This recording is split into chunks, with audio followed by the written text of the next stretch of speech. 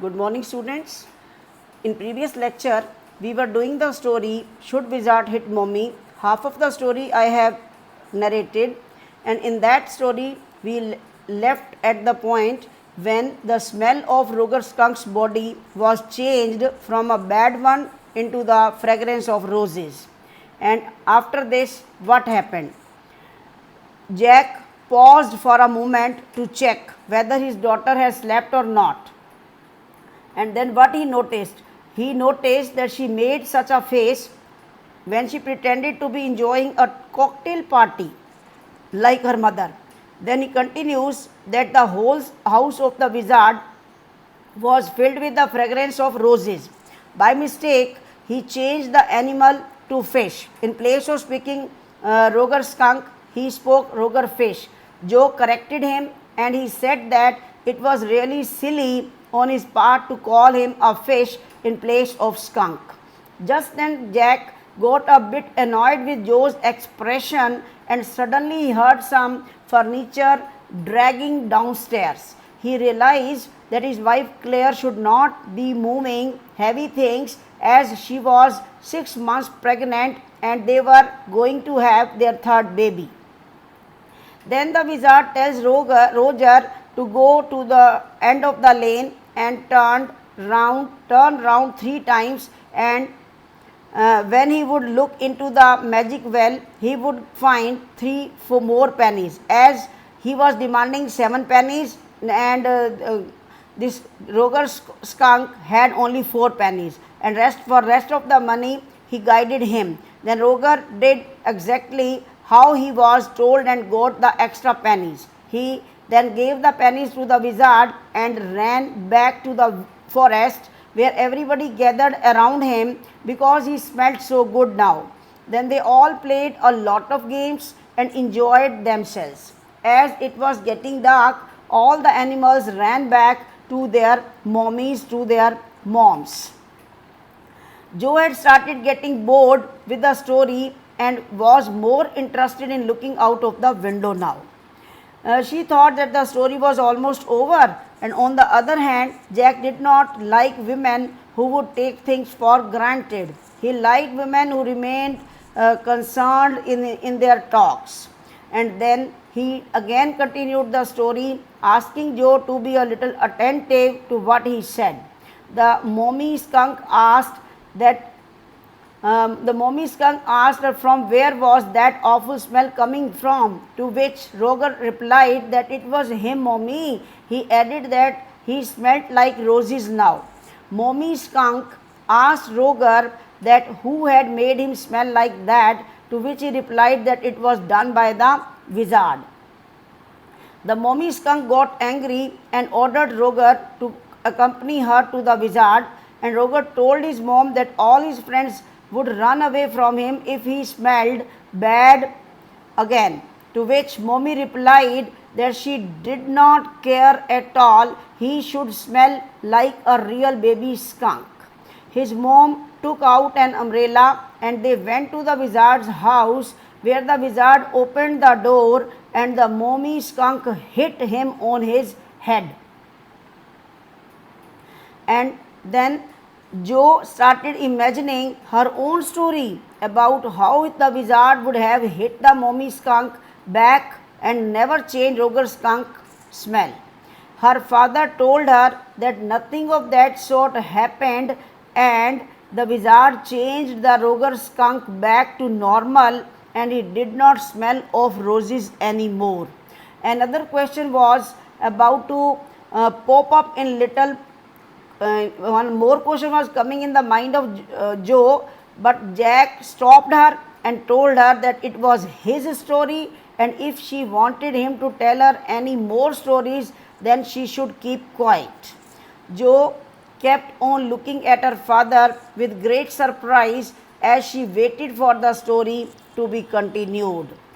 After some time, when Roger skunk and his mom were going back home, they heard the sound of the train which was bringing his father back from Boston.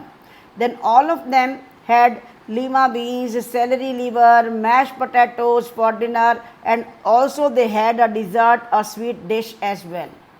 Later that night, when Roger Skunk was sleeping, Mom Skunk came back. She hugged her baby a lot and asked him that he smelled again like her baby skunk, and then she loved him a lot.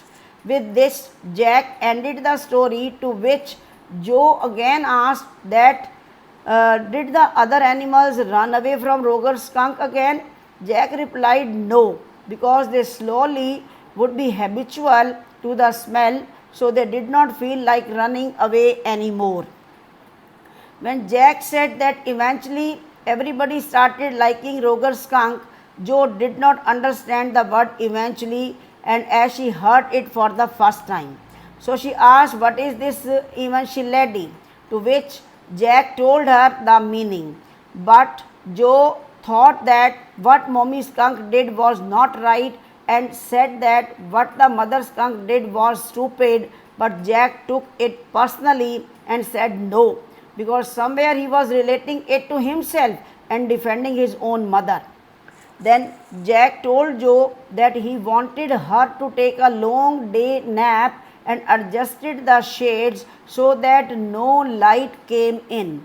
He then went very softly to the door and acted as if Joe had slept. But when he turned, what he saw? He looked, she was staring at him and sitting on the top of the covers. Then he told her to go to sleep, as she was also disturbing her brother who was sleeping. Then she stood up and started jumping softly on the springs. While jumping on the springs of the bed, she asked her dad to tell her a story the next day, that the wizard took her magic stick and hit the mommy and chopped her plum arms. Then Jack explained to her that this was not what the story said. He told her that the story gave up a message that the skunk loved his mother more than any of the other animals in the woods, and that his mother knew what was right for him and what was not. Then, as he was explaining Joe about the story, she started insisting that the next day he would have to tell her a story like one she wanted. Very important question it is. What type of ending Joe wanted? Then she started throwing things here and there, as she had done many a times. She was jumping on the bed. Earlier also she had done like that, but this time she was looking a bit stubborn. She was very obstinate. Then Jack told her to be patient and sleep, and then that he would see it tomorrow, the next day. He then asked her to stay on the bed and closed the door. He then went downstairs and saw his wife painting the furniture. She had opened the paint can, spread the newspapers, and was wearing an old shirt of his over his maternity dress. She was painting the chair rail. Suddenly again heard footsteps above and shouted that, "Did John want a beating?" The sound of the footsteps started stopping, vanishing. Then Jack's wife told him that it was a long story that he was telling Joe, and to that he replied, "The poor kid." And as he was feeling very tired, he just sat and watched his wife do all the work. Then he started looking at the woodwork around him and started relating it to his life. He was looking at it and thinking that although both of them means Jack and Claire, were caught in a cage like situation in their marriage, there was no solution to it. Neither did he want to talk to her, nor speak or touch her. Students, it was a very good story conveying a wonderful message to you. One should not leave one's originality. One should be obedient to one's parents. Your parents are the true well-wishers and the true friends to their children. And today go through the story, and students, from Thursday or Friday you have your tests. Be ready for that. Syllabus for the unit test, you know, chapter 1 and 2 of Flamingo, chapter 1 of Vistas, poem 1 and 2 of Flamingo. letter writing, notice writing, poster writing. Be ready for the test. Thank you. Have a nice day.